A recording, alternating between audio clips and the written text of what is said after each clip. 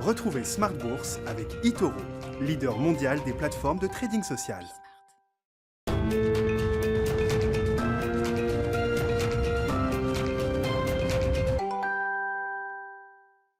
Bienvenue dans Smart Bourse, votre double dose quotidienne de marché en direct sur Bismart. Chaque jour à la mi-journée, 12h30, 13h. Et le soir, la grande édition pendant une heure à partir de 18h30. Au sommaire de cette édition de la mi-journée, le début d'une semaine chargée. On a encore 2-3 semaines importantes en termes de news flow sur les marchés avant, certains l'espèrent, une pause estivale tranquille. Mais la semaine sera importante à différents points de vue sur le plan micro avec le coup d'envoi des résultats du deuxième trimestre qui commencera dès demain avec le secteur bancaire aux États-Unis. JP Morgan et Goldman Sachs, demain en début d'après-midi, offriront leurs résultats du deuxième trimestre avant le reste du secteur et une montée en puissance des résultats trimestriels attendus sur les prochaines semaines. Le marché attend une progression des bénéfices par action aux États-Unis de plus de 60% sur un an pour le deuxième trimestre.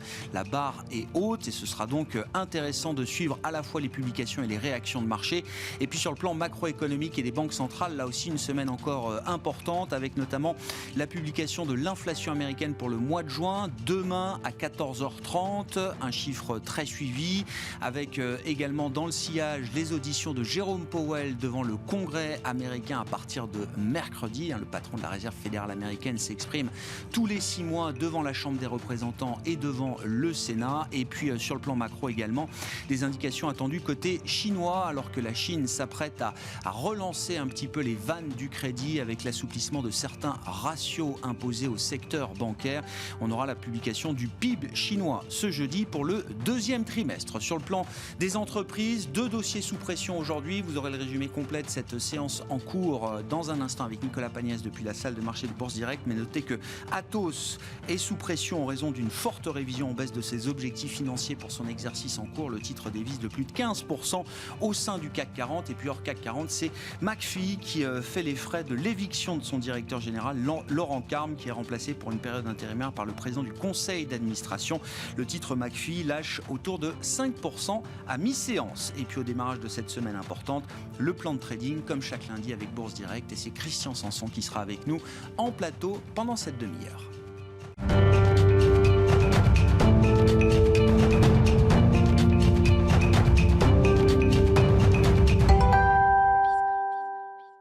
Les points clés en ce début de semaine sur les marchés pour les investisseurs à mi-séance en Europe. Une séance de petite baisse pour commencer cette semaine avec Nicolas Pagnès depuis la salle de marché de Bourse Direct. La tendance est toujours en recul sur le CAC 40 à la mi-journée, une tendance marquée par la prudence avant plusieurs échéances cette semaine, mais aussi par les craintes sur le front sanitaire, avec notamment le variant Delta qui continue sa progression. Le variant serait en effet à présent responsable de la majorité des infections au Covid-19 dans de nombreux pays asiatiques et européens. Les investisseurs suivront donc avec beaucoup d'attention l'allocution télévisée d'Emmanuel Macron ce soir à 20h, où il devrait s'exprimer sur des questions de vaccination obligatoire en ce qui concerne le personnel soignant, mais aussi sur l'évolution des mesures de restriction. Au Royaume-Uni, les mesures de restriction sanitaire devraient justement normalement être complètement levées sous peu, avec toujours en tête le risque de voir le variant Delta continuer à se propager, une décision qui sera là aussi suivie de près. Le Royaume-Uni étant un des premiers pays à avoir officiellement communiqué sur un agenda de sortie de crise et à avoir massivement vacciné sa population. On note que la semaine qui s'ouvre marque également le début de la saison des résultats avec notamment aux États-Unis la publication des résultats des premières grandes banques américaines dès demain. De manière générale, les résultats sont encore attendus en forte hausse sur le deuxième trimestre après un premier trimestre déjà très bon. Selon les données définitives, les résultats des entreprises du S&P 500 sont attendus en progression de près de 66% sur un an. L'inflation américaine sera également au centre de l'attention cette semaine avec la publication donc de l'indice des prix à la consommation demain pour le mois de juin, après la progression de 5% constatée au mois de mai. Et les investisseurs ont également pu suivre ce week-end l'accord trouvé au sein du G20 des finances pour la mise en place d'une réforme fiscale à l'échelle mondiale dès 2023. Les 2 piliers de la réforme sont toujours les mêmes à la suite donc du G7, mais aussi de la décision à la presque unanimité au sein de l'OCDE, à savoir une imposition de 15% minimum pour les multinationales et une redistribution d'une partie des recettes fiscales en fonction des pays où le chiffre d'affaires a été réalisé. Prochaine étape à présent, l'accord formel entre les chefs d'État du G20 cette fois-ci. En Europe, Christine Lagarde a annoncé ce matin sur Bloomberg TV que la forward guidance de la BCE serait modifiée dès le prochain Conseil des gouverneurs le 22 juillet prochain afin de refléter sa nouvelle stratégie. La BCE qui avait déjà annoncé en fin de semaine dernière que l'objectif d'inflation donc de la Banque centrale serait à présent un objectif symétrique de 2%, pouvant être dépassé à la hausse comme à la baisse temporairement. On regarde rapidement à présent du côté obligataire le taux à 10 ans aux États-Unis qui est à 1,33% ce matin, tandis que l'OAT à 10 ans en France est à 0,04%. Et on regarde à présent ce qui se passe du côté des valeurs. Du côté des valeurs, Atos revoit à la baisse ses objectifs annuels en lien avec la crise sanitaire. Atos qui vise désormais un chiffre d'affaires stable sur l'année 2021 contre une croissance de 3,5% selon ses précédentes estimations. JC Deco voit la banque JP Morgan passer de neutre à surperformance sur le titre avec un objectif de cours qui passe de 26 à 29 euros. Et on finit avec les plus fortes hausses du jour qui sont signées à la mi-journée Dassault Systèmes, Téléperformance, Sanofi, Worldline ou encore ST Microelectronics. Nicolas Pagnès en fil rouge avec nous tout au long de la journée sur Bismart depuis la salle de marché de Bourse Direct.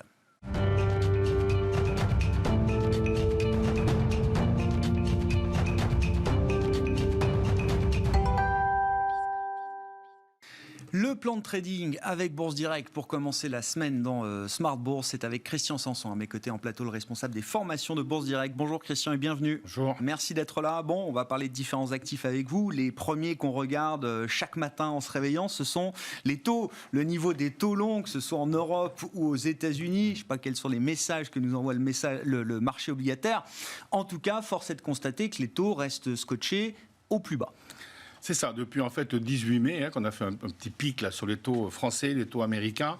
La tendance, bien sûr, reste haussière pour l'instant sur du long terme, mais depuis le 18 mai, on est dans un canal baissier. Donc il y a vraiment un niveau très important à surveiller en France, c'est les moins 0,03, juste légèrement en dessous du seuil des zéros. Parce que si vous venez vraiment être franchi, dans ces cas-là, on pourrait glisser jusqu'à moins 0,14. Ça correspond un petit peu avec les 1,1960 aux États-Unis, qui est le bas aussi de tendance baissière. Important. 1,1960 aux États-Unis. On a vu 1,25 la semaine dernière. On a vu qu'on était remonté. Le taux long à 10 ans américain avait un peu rebondi sur ce niveau de 1,25. Vous dites le niveau à vraiment surveiller, c'est juste sous les 1,20 aux États-Unis. Oui, c'est ça. Et, parce qu'en fait, la tendance, elle est baissière. Il y a 1,1960 au niveau du support, 1,50 au niveau de la résistance. Pour l'instant, on est vraiment en tendance baissière. Donc, il faut vraiment surveiller ce niveau-là. Il faut qu'il tienne entre guillemets. Mais... Parce que pour l'instant, quand même, depuis quelques mois, où la tendance quand même haussière, mais à court terme, c'est vrai que on s'y attendait pas vraiment. Mais on est sorti en fait de ce canal par le bas. Et là, maintenant, on est bien installé dans une tendance baissière. Donc, ça fait partie des gros contre-pieds quand même du deuxième trimestre et de ce début de troisième trimestre.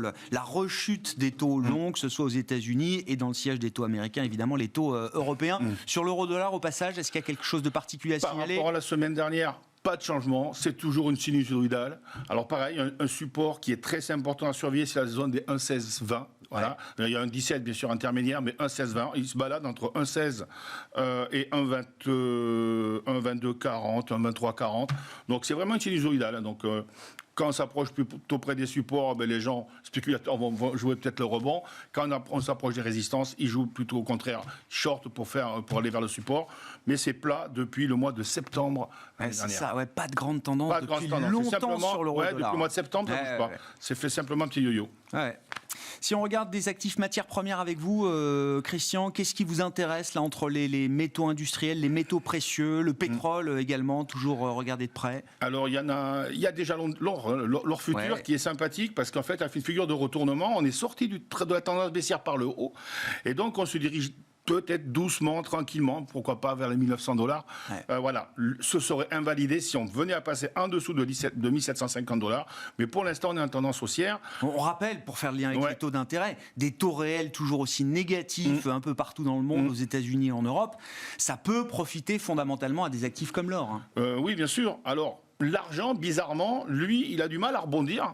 Il a essayé, il a tenté un petit rebond, mais au contraire, il s'approche plutôt dangereusement de son niveau de support qui est autour des 25,60 $, qu'il faut aussi qu'il tienne, parce que sinon, on va glisser vers 24 $. Donc c'est bizarre, parce que souvent, il y en a un qui suit l'autre, mais là, on dirait que c'est pas du tout pareil entre l'or et l'argent. Le nickel futur, alors là, on arrive dans les plus hauts historiques, quasiment. On est à quelques centaines de dollars des plus hauts, qui étaient autour des 20 000 $. Voilà, donc on consolide un petit peu ce matin. Ça s'appelle un biseau. Faut voir, faut faire attention, parce que quand on est toujours dans les plus hauts, il y a toujours un petit peu de retour de papier. Donc faut faire attention. Au niveau du pétrole, on l'a dit la semaine dernière, il y avait une petite divergence sur le MACD. On a commencé par consolider avec une baisse assez violente en 2-3 jours. Ouais. Et puis il a reparti un peu de l'avant. On est aujourd'hui un peu... encore là, dans les hauts, il y a toujours cette fameuse divergence. Il faut vraiment surveiller la zone des 70,80 $, parce que sinon, c'est toujours le même objectif, 67 $. Alors, on est très haut. Donc faire attention, parce que là simplement, oui, vous savez, quand on casse une tendance, souvent, un peu comme le cas qu'on va en venir tout à l'heure, mais on vient rebuter là-dessus, on remonte pour venir ce qu'on appelle faire un pullback, mais elle est franchie, elle est cassée. Donc voilà, il faudra faire quand même surveiller cette zone des 70,80 $ sur le WTI, parce que sinon ça glisse vers 67. Ouais, est-ce qu'on a un vrai renversement de tendance sur pas mal de matières premières? On sait que ça a été un sujet chaud, que l'envolée des cours des matières premières pose des problèmes aux entreprises, à certains pays consommateurs également. On a vu la Chine qui essaie de mettre un peu de matières premières sur le marché pour essayer de refroidir un petit peu certaines d'entre elles. Bon, à surveiller. Et puis le pétrole, avec toujours les débats au sein de l'OPEP qui n'ont pas trouvé de compromis la semaine dernière pour remonter graduellement la production. Donc il y a un peu de pression toujours peut-être autour du pétrole. Voilà pour les actifs matières premières à suivre. Et puis le CAC 40, effectivement, juste pour redonner un peu de perspective, il y a moins d'un mois, on touchait quasiment 6700 points sur le CAC. On se retrouve 6500 points autour à mi-séance là ce lundi, au moment où on se parle. Christian, qu'est-ce qu'on peut dire de la configuration technique de l'indice parisien? Ces deux dernières séances, en fait, on est sorti par le bas de la tendance haussière qui a été faite depuis le mois de mars l'année dernière. Donc on est exactement un petit peu comme tout à l'heure avec les taux, on est en canal baissier maintenant, avec un support qui est autour des 6270, une résistance à 6530. Pour remettre en cause un petit peu cette tendance négative court terme, il faudrait vraiment qu'on passe au-dessus des 6530 points. Et là, on pourrait même aller battre le plus haut annuel. Mais pour l'instant, on est sorti par le bas de la tendance haussière du mois de mars. Et donc, ces deux derniers jours, donc on est sorti jeudi, vendredi, on a monté sur le pullback. Aujourd'hui, on baissote un petit peu, je comprends, on est dans ce trend encore depuis, pareil, là c'est depuis la mi-juin. Depuis la mi-juin, on est dans ce trend baissier. Et le trend haussier a été cassé. Donc vraiment, il faudrait qu'on repasse au-dessus de 6530 pour invalider, ou du moins sortir de ce petit train baissier court terme par le haut. Ce qui, là, après, entraînerait le CAC beaucoup plus haut, d'ailleurs. Avec un événement important pour les indices, notamment, je ne l'ai pas cité, mais c'est une semaine d'échéance, une échéance mensuelle avec le vendredi des 3 sorcières, en l'occurrence, et l'expiration de différents produits dérivés, contrats futurs et produits à terme sur les indices. Alors, si je peux rajouter ça là-dessus, j'ai regardé vendredi le ratio put-call sur les options. Au mois de juillet, il y a autant de positions ouvertes sur les calls que sur les puts, c'est parfait. Il n'y a pas d'excès d'optimisme ou de pessimisme. Alors, j'ai pris toutes les échéances confondues. Je n'ai pas pris uniquement les échéances qui sont proches du cours actuel, ce qui d'ailleurs donnerait un peu plus de véracité et de vérité à l'indice. Donc, il y a toutes les échéances. Mais là, pour le mois de juillet, c'est parfait. Call égale put. Neutralisation, on veut être neutre. On ne veut pas prendre trop de paris, visiblement, dans ce marché, dans le contexte actuel. Sur août, c'est plutôt baissier le ratio. Donc, en fait, c'est plutôt haussier pour le marché, en fait. Bon, on surveillera ça avec déjà l'échéance de vendredi. Et puis si on regarde, ça va être une semaine importante parce que ça va être le coup d'envoi des résultats d'entreprise. Donc ça va permettre pour les analystes fondamentaux, les gérants de réévaluer peut-être certains dossiers. Ça va être intéressant de regarder aussi les réactions de marché aux publications des entreprises. Et ça commencera avec le secteur bancaire. Alors aux États-Unis évidemment, mais du coup on va regarder le secteur bancaire dans son ensemble, qui a été un énorme contributeur de performance, au moins sur les premiers mois de cette année 2021. Et puis depuis que l'ambiance est un peu refroidi ces dernières semaines, évidemment, le secteur bancaire a été plutôt délaissé à nouveau. Alors, quand on regarde, c'est vrai, les perspectives des bénéfices des entreprises américaines, c'est exorbitant, c'est 70%, 80% de prévu. Donc le taux de croissance des bénéfices pour Goldman Sachs en 2021 par rapport à 2020. Alors pendant la pandémie, les analystes avaient eu tendance à sous-estimer les bénéfices. Maintenant, ils ont eu tendance à les surestimer peut-être. Il faudra faire d'un excès à l'autre, vous dites. Il faut faire très très attention au niveau de... En France, on est beaucoup plus zen, entre guillemets, on est beaucoup plus raisonnable, puisque le taux de croissance moyen est de 13% pour 2021 et 12% pour 2022. Alors qu'aux États-Unis, ils attendent une baisse des bénéfices pour 2022. 67% d'augmentation. On aurait un pic de bénéfices aux États-Unis cette année. En 2021, voilà. Alors, on n'a pas le même profil de reprise entre l'Europe, la France et les États-Unis, évidemment. Et donc ça se reflète dans le schéma, les perspectives qu'on a pour les croissances bénéficiaires. Alors techniquement, par contre, il faudra faire très très attention, parce que j'ai regardé ce matin le graphique du CAC Financials, d'accord, qui est donc pas que les banques, il y a aussi les assurances dedans. Graphiquement, c'est pas très beau, c'est pas très joli, entre guillemets. On fait ce qu'on appelle une figure de retournement à la baisse. Il y a eu déjà un double top c'est le dernier mois. Ça pourrait être une épaule tête-épaule. Ça, c'est par contre pas du tout bon. Alors, il faudra voir avec les résultats si ça vient ou pas confirmer ce que je dis. Le support est à 786 points sur l'indice. Il ne faut pas le casser avant le 26 juillet. Si on casse ce niveau-là avant le 26 juillet, puisque c'est une figure symétrique. Donc, si on casse ce point-là, ce ne sera pas bon. Et on peut retomber vers 662, mais qui, par contre, s'il devait y avoir une baisse très rapide et violente, il faudra sûrement profiter de cette baisse rapide et violente pour venir faire des bonnes affaires. Oui, non, mais on comprend quand même la prudence des investisseurs en ce moment, avec la rechute des taux longs qui casse un certain nombre de dynamiques qu'on a pu voir sur certaines classes d'actifs, à commencer par le secteur bancaire, qui a profité de la remontée des taux, de la repentification de la courbe des taux sur le début d'année notamment, et qui, maintenant que les taux rechutent, se retrouve un peu plus sous pression. Et puis un mot du Dow Jones peut-être pour finir, on en avait déjà parlé la semaine dernière avec vous. Alors vous regardez dans le Dow Jones différents indices, différentes parties de l'indice global, et vous dites qu'il y a toujours un certain nombre de divergences, là aussi, auxquelles il faut être attentif. Le problème, c'est que le Dow Jones, alors les gens parlent toujours du Dow Jones Industrial Average, d'accord, mais il y a aussi le transport et les utilities, les services. Et en fait, ils marchent ensemble. Et donc, on parle toujours du Dow Jones industriel parce que c'est le plus connu. Lui, il est au plus haut. Il est en train de plat depuis pas mal de temps, alors que déjà, on commençait à se retourner à la baisse, le Dow Jones Utilities et le Dow Jones des transports. Et souvent, quand il y en a un ou deux qui ne marchent pas dans le même sens, c'est la théorie. C'est un affaiblissement de la tendance. C'est la théorie, mais ça marche pas mal. La dernière fois que le Dow Jones Utilities s'est retourné, c'était au fin avril. Et le Dow Jones a commencé sa descente début mai. Et donc, si vous voulez, maintenant, on est un peu dans le même cas. C'est-à-dire que le Dow Jones remonte, on est plat, on est tout en haut. Mais, alors, le transport, il suit un petit peu. Mais les utilities, les services, ils ne suivent pas du tout. Et voilà. C'est un signe d'affaiblissement pour l'instant. Bon, attention à l'épuisement des tendances, effectivement, dans un contexte, et on va en parler dans une seconde, qui redevient un peu incertain, notamment sur la teneur de la reprise économique, avec le risque sanitaire qui est en train de remonter un peu partout dans le monde. Christian Sanson qui était avec nous en plateau. Merci beaucoup, Christian. Responsable des formations chez Bourse Direct.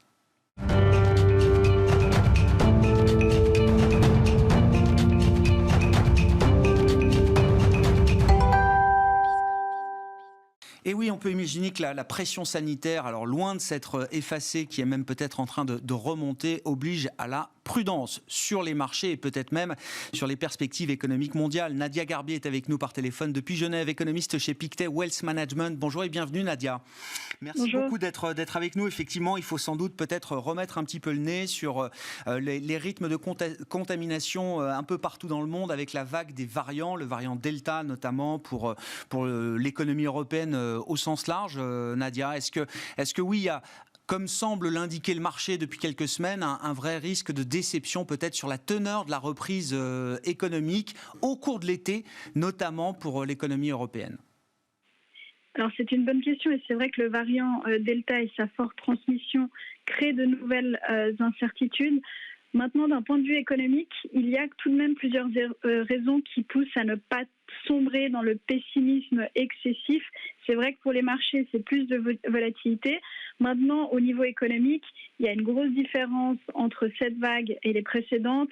C'est que malgré le nombre croissant de nouveaux cas, les hospitalisations restent plus ou moins stables. Donc les autorités devraient plutôt prendre des mesures ciblées, qui auront aussi moins d'impact sur l'activité économique. Et il ne faut pas oublier que le soutien fiscal et monétaire reste important dans les pays développés. On pourrait même avoir certaines banques centrales qui reconsidèrent un peu leur tilt au quiche des dernières semaines. Donc je dirais plus d'incertitude, mais il ne faut pas non plus sombrer dans un pessimisme excessif au niveau économique. Oui, donc d'une certaine manière, le niveau de vaccination relativement décent qui a été atteint quand même dans des économies européennes, aux États-Unis également, offre une forme de protection économique. C'est-à-dire, on a des gouvernements qui vont peut-être être obligés de remettre en place quelques mesures, mais il n'y a pas l'idée de revenir à des mesures qui seraient des entraves réelles au rythme d'activité économique, Nadia. Tout à fait. Alors, pour l'instant, en tout cas, on n'est pas à ce niveau-là. Maintenant, c'est vrai qu'au niveau de la zone euro, c'est une mauvaise nouvelle pour les pays périphériques très dépendants du tourisme, comme l'Espagne, le Portugal et la Grèce, car même si on n'a pas de nouvelles restrictions, on pourrait voir certains individus revoir un peu leur plan de vacances et plutôt passer des vacances domestiques plutôt qu'aller voyager dans ces pays. Oui, bien sûr, ce qui a été une incitation forte et très commentée la semaine dernière des autorités françaises, notamment vis-à-vis du Portugal et de l'Espagne. Vous parliez des banques centrales, Nadia. Quelles sont les banques centrales là, qui sont prêtes à réviser leur tilt au quiche, comme vous disiez, Nadia? Des banques centrales qui sont allées peut-être un peu trop vite en besogne, estimant que l'affaire était entendue et qu'il fallait peut-être commencer désormais à réfléchir, à revenir à quelque chose de plus normal en matière de soutien de politique monétaire. Quelles sont les banques centrales là, qui sont prêtes à calmer un peu le jeu? Alors, ce serait intéressant de voir cette semaine, par exemple, la Banque centrale de Nouvelle-Zélande. Alors, c'est une petite banque centrale, mais ils étaient déjà très au quiche. On a aussi la Banque du Canada. Donc, toute cette petite banque centrale qui était vraiment un peu plus au quiche. On a aussi, bien sûr, la Fed, et ce sera intéressant de voir, d'écouter le discours de Powell cette semaine. Donc, la communication sera vraiment clé cette semaine. Moi, je pense qu'on est dans un contexte vraiment d'incertitude, donc toutes les banques centrales vont vraiment appuyer là-dessus et plutôt essayer de, freiner cet engouement à réduire les achats d'actifs. Oui, c'est intéressant. Même si ce sont des banques centrales, des petites banques centrales, ou en tout cas des banques centrales entre guillemets secondaires, Banque du Canada, Nouvelle-Zélande, ce sont des banques centrales qui avaient pris un peu d'avance justement sur le retour à quelque chose de plus normal en matière de politique monétaire. Vous dites que ça va être intéressant de voir comment elles agissent dans le contexte actuel. Tout à fait. Ouais. La Chine envoie un message intéressant aussi de ce point de vue-là, puisque ça y est, c'est officiel, la Banque centrale chinoise va, entre guillemets, à nouveau se mettre en action. Elle n'a rien fait depuis un an, la Banque centrale chinoise. Je crois qu'il y avait une petite baisse des ratios de réserve obligatoires en avril 2020, quand même, quand la pandémie affectait l'ensemble de la croissance économique mondiale, Nadia, mais depuis plus rien. Et visiblement, la PBOC réfléchit et va mettre en place de nouvelles mesures pour relancer un petit peu le crédit. Qu'est-ce que ça nous dit déjà spécifiquement de la croissance chinoise et puis peut-être aussi du signal que ça envoie au reste du monde? Alors c'est vrai que la Chine est vite sortie de cette crise. Et là, ce qu'on voit en tout cas dans les dernières données, si on regarde les dernières données à haute fréquence, on a tout de même une décélération, plutôt des déceptions. On a eu le PMI, les ventes de voitures qui ont été plutôt décevantes. Et on voit aussi une décélération due principalement à la faiblesse de la consommation et du service. Donc cette semaine, le PIB devrait en fait confirmer cette tendance plutôt à la baisse, avec une croissance qui devrait être modérée pour la Chine par rapport à la croissance du premier trimestre. Donc autour de 7,5-8% sur un an pour le deuxième trimestre, après une forte croissance au premier trimestre. Et la question dans les moteurs de l'économie chinoise, c'est quoi, Nadia? C'est les moteurs domestiques qui s'épuisent un petit peu? Est-ce que c'est aussi le reste du monde qui n'offre pas encore une reprise totale pour permettre au commerce extérieur chinois, par exemple, de repartir pleinement? Alors, il y a ces contraintes sur le côté offre, notamment qui touchent l'industrie, qui pénalisent un peu tout le monde. Mais ce qu'on voit en Chine, c'est vraiment une faiblesse de la consommation et des services, les services qui devraient être normalement un secteur qui bénéficie des réouvertures, des restrictions, enfin de réouverture. Et là, ce qu'on voit en Chine, en tout cas, c'est pas cette forte accélération des services, contrairement à ce qu'on voit, par exemple, en zone euro, où on vient de réouvrir et on voit vraiment des indicateurs de ce côté-là très forts. Bon, on surveillera ça effectivement avec le PIB chinois qui sera publié ce jeudi pour le deuxième trimestre. Et puis on parlait des banques centrales. Alors il y a une banque centrale qui entretient beaucoup de commentaires en ce moment, c'est la Banque centrale européenne évidemment. On a beaucoup commenté les conclusions de la revue stratégique qui ont été communiquées la semaine dernière, un peu en avance d'ailleurs sur le calendrier qui était initialement prévu. On comprend peut-être un peu mieux d'ailleurs pourquoi aujourd'hui, Nadia, parce qu'il y a encore une réunion cet été pour la BCE avant la rentrée, on va dire, c'est la réunion du 22 juillet. Visiblement, la BCE voulait être en ordre de marche, claire avec elle-même pour cette réunion du Conseil des gouverneurs prévue le 22 juillet prochain. Alors, je ne sais pas encore si elle est claire avec elle-même. En tout cas, une chose est sûre, c'est que ça a été, je dirais, en tout cas, l'évaluation stratégique a été validée unanimement. Christine Lagarde a vraiment appuyé là-dessus. Et c'est vrai que c'était plutôt, je dirais, facile pour le board de s'aligner sur le nouvel objectif d'inflation, de considérer le changement climatique et les prix du logement. Maintenant, c'est vrai qu'on arrive un peu dans le dur et on voit, si on observe un peu les différents speeches qu'il y a eu par ces derniers jours, on voit tout de même qu'on n'a pas d'unanimité, je dirais, sur ce que va être la forward guidance de la BCE.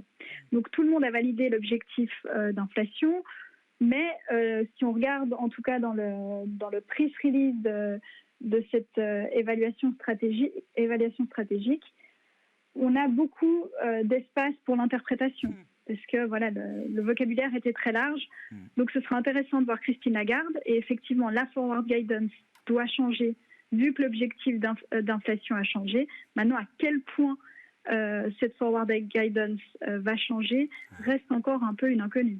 Mais effectivement, maintenant que les conclusions et que, à l'unanimité, la revue stratégique a été adoptée avec cette évolution de l'objectif d'inflation, qui fait que officialiser un objectif qui était déjà à peu près clair pour tout le monde dans le marché, vous dites cette réunion du 22 juillet, elle devient importante d'une certaine manière. Il faut quand même que la BCE se mette en ordre de marche, ou en tout cas, entre les conclusions de la revue et ses décisions ou sa communication du 22 juillet, il faut qu'il y ait quand même une certaine cohérence. C'est ce que Christine Lagarde essaye de prédire aujourd'hui à travers l'interview qu'elle accorde à Bloomberg. Je ne sais pas si elle essaye de tuer le jeu 15 jours avant la réunion, mais en tout cas, elle prend les devants d'une certaine manière. Ah, tout à fait. Je pense vraiment que cette réunion du 22 juillet est clé. Pourquoi ? Parce qu'on a une grosse inconnue sur l'impact de cette nouvelle stratégie sur la politique monétaire actuelle. Donc, on a envie d'en savoir plus. On a envie de savoir à quel point elle impacte la politique monétaire actuelle. Et c'est sur cela que Christine Lagarde va être attendue le 22 juillet. Bon. Christine Lagarde et son board et son conseil des gouverneurs, évidemment. Donc on verra la teneur des débats et jusqu'où cette forward guidance, donc la communication qui permet de guider les anticipations de marché, jusqu'où est-ce que cette forward guidance est modifiée avec l'idée qu'on a un programme d'urgence pandémique qui doit normalement s'arrêter en mars 2022. Par quoi sera-t-il remplacé ? Quelle sera la nouvelle position de politique monétaire à l'issue de ces échéances ? On en saura peut-être plus à l'occasion de cette réunion donc de la BCE le 22 juillet prochain. Merci beaucoup Nadia. Nadia Garbi qui est avec nous par téléphone depuis Genève, économiste chez Pictet Wealth Management. Voilà pour Smart Bourse à la mi-journée sur Bismart. On se retrouve ce soir en direct à 18h30.